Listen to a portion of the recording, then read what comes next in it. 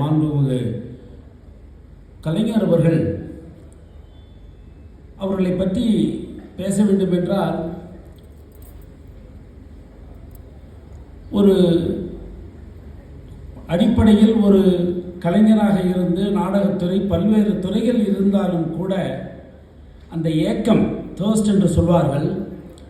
அது அவருடைய உள் மனதிலே ஏதேனும் செய்து கொண்டே இருக்க வேண்டும் என்ற நோக்கத்தை தன்னுடைய 95வது வரை அவரை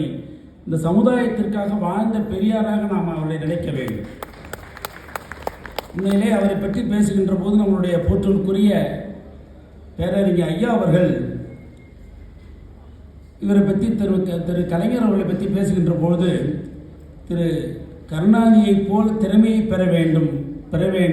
வேண்டுவது மட்டுமல்ல, எப்படி பெற்றார் என்பதை ஆராய வேண்டும், அதுதான் முக்கியம். இன்றைக்கு நாம் கூடியிருக்கிறோம் என்றால் இன்றைக்கு அவரை தலைவர்